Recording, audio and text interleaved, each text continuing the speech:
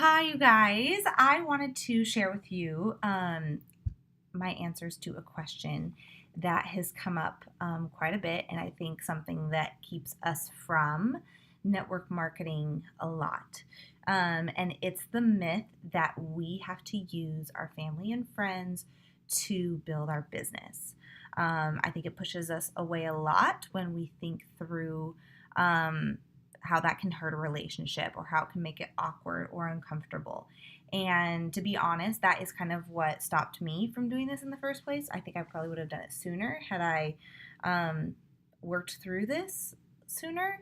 But I want to let you know that I have figured out, I'm not going to say I'm perfect at this, but I have been able to build a business and actually grow friendships because I have stepped out and not been afraid of what people might say or not afraid of damaging relationships. And so tonight, I want to share with you 8 ways to not use your friends and family to build your business. The first one is this. It is to meet a specific need that would benefit them. So if you have lavender oil and they have a sleep issue, then you would say, hey, I noticed you posted this on Facebook about you not being able to sleep. Would you be interested in trying lavender and cedarwood or tranquil or something like that? Something that you have found and say, I have found this to really help with me with deep sleep and I wake up so much more well rested. When you pair a solution with a specific problem that they have, it does not feel quite so awkward. It doesn't feel like you're trying to sell them something. It sounds like you're trying to help them. And so they feel like they're being helped because you are meeting a specific need that they have. So, connecting a solution to their specific problem. That's number one. Number two, don't be afraid of rejection and naysayers. Yes, you're going to have people that say, no, I'm not interested, or who run far, far away from that sort of a thing. If you're upfront and honest with them and they're your friend, your relationship isn't going to be damaged if they have to say no, if they say no to you and you're okay with that. Say no, accept the no, don't reach out to them again and move on. It's okay if they say no, that doesn't mean that your relationship is damaged.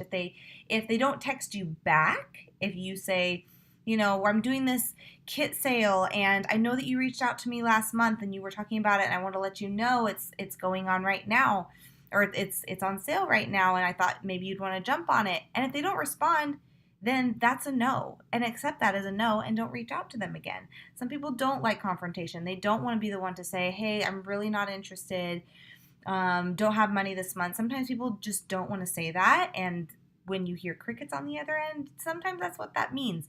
If they come out right and say, like, this is my reason for not getting hopping on board right now, at least you can work with that. At least you know where they're at with it. Keep moving on. Be confident in that you have chosen to do this, that you are pushing for it, and don't let the naysayers, don't let the no's get you down. Number 3, be normal, don't be weird. Okay, salespeople are weird. People who share wellness are normal. And just be yourself. Don't feel like you have to fit a certain mold or be a certain way when you can just be yourself. And that's all that people want, anyways. They just want to know that you love them and that you care about their best interest. Okay, number 4, there is an advantage to sharing the wellness lifestyle, to sharing oils, to sharing Young Living on social media. There is an advantage to that. And let me share with you why. I have built my business to about 100 members, and I have done that primarily through social media. I have done that on an Instagram that I built specifically for my oils. And I have shared strategically on Facebook, not posting every single day about my business, but peppering it here and there, doing like one oily post to every 5 normal lifestyle posts about who I am. And when you post on social media, that validates and qualifies you as someone who can share, as someone who knows what they're talking about, as someone who is an expert or knows, like I said, knows what they're saying. it encourages other people to bring it up to you. I can't tell you how many people have said, "Oh my gosh, I saw your oil thing.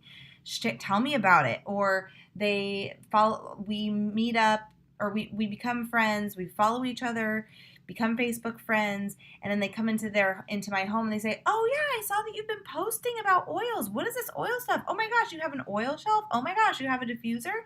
And what you've already laid the groundwork by the fact that you're sharing this part of your life on social media. And so they're the ones who bring up the conversation. You're not the one going after them and saying, "Hey, I just started this business," or "Hey, I'm selling these oils as a kind of my side gig. I'd love to, to give you some." Like, you can totally do it that way, but having social media and sharing that part of your life, which is a natural part of who you are at this point, sharing that on your social media is very natural and very normal, and it helps people. It kind of warms the water a little bit. It's not quite like jumping into cold water. um Number 5, get really good at reading people. Grow in your people skills. Don't run over people with a ton of information and sharing everything you know about frankincense. Gauge where they're at. Gauge where they're, like, if you're having a conversation and you hear crickets on the other end of the text message, you're probably sharing too much, or they aren't ready for that much yet. Ask open-ended questions. Get a gauge on how they're feeling about something. If you're doing a class and you're seeing deer in the headlights, like, that usually means people are overwhelmed and you need to slow down. You need to ask questions of them. You need to find out again, what is their need and how do you meet that? When you get good at reading people, that helps you limit the awkwardness that we are afraid of. It helps you read between the lines and understand what their needs really are. Again, if they say no, drop it. Don't bother them anymore. They would rather be your friend and not hear about your oily lifestyle. There are going to be friends. Like I said, I've had a lot of friendships rekindled, rebuilt, people from high school and college that I have reconnected with because of oils, who are now part of my team, that it would have never happened had we not reconnected over this amazing income opportunity, okay? Number 6, stick to your story. And what I mean when I say that is, what got you here in the first place? What got you into oils? What got you into wanting to get your products paid for? For me, my story was my kids. I started using oils because of my kids. And so I always go back to that as my story of why I did this in the first place. Think about how much it changed your life.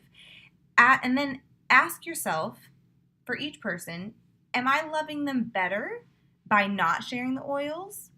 Or am I loving them better by giving them an opportunity to find wellness in an area that they have lacked it? If they have lacked energy and they want to know, like, how do you have this much energy?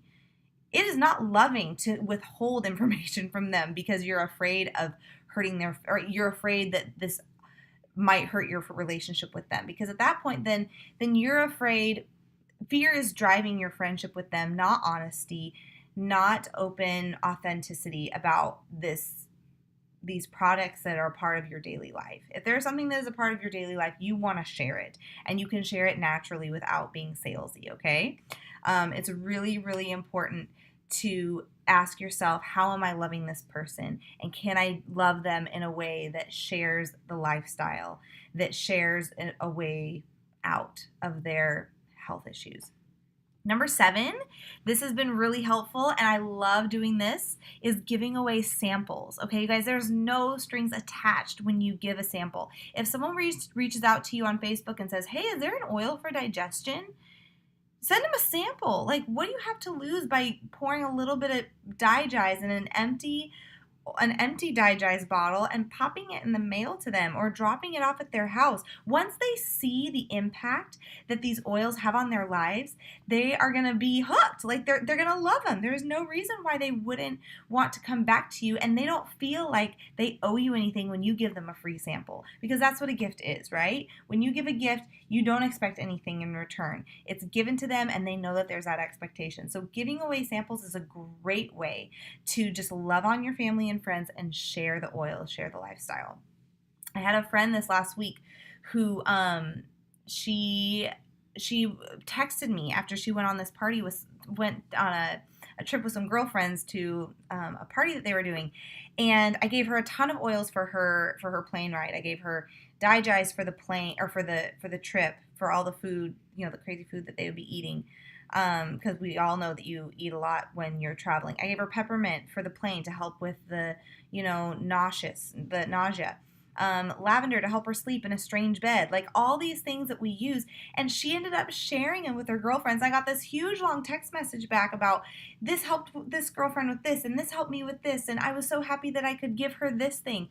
And it was all just because I gave her these oils, and she's just a friend of mine. Like there were no strings attached to it. I didn't ask her to buy a kit. I just said, here, try these oils, see how they work, and if they work for you, awesome. I can help you move to that next step if you're interested in more. Okay, number 8, and this is the last one. Be consistent. If you give something to someone, if you give a resource, if you send someone a video, follow up and ask them, how did it help you? What did you think about it? If you give a sample to someone, ask them how it worked. It's really, really important that we are consistent, that people know that we are serious about this sort of a thing. Because when you aren't consistent, that's being salesy, actually. Because all you communicate to them is that you just wanted the sale, that you just wanted to get that initial, that introductory interest from them. You don't actually care about how it's impacting their lives, because if it's something that's not helping them and there's something that would help them better, you should be helping them find and meet that need, okay?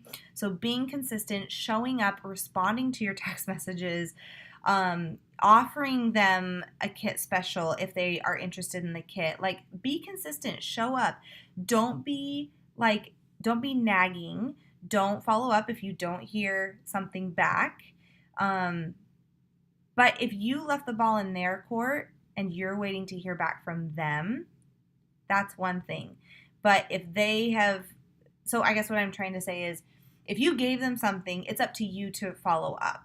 And if they say nothing back to that, then you know it's probably not the right time for them, and they will come back to you. But the fact that you are consistent and that you're following through, I have people who signed up for a kit a year after they told me they wanted a kit.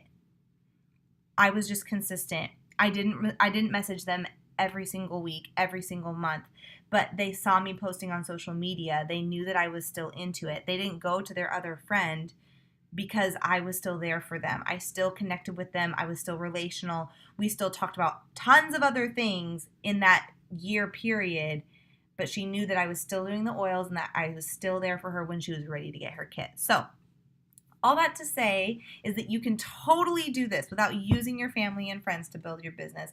Don't be that weirdo. Don't be that salesman. It is a lot more fun to share with your family and friends and to see them have real change, to get those messages, to hear those testimonies, to hear those success stories of life change from your friends that you already love and you already want the best for them.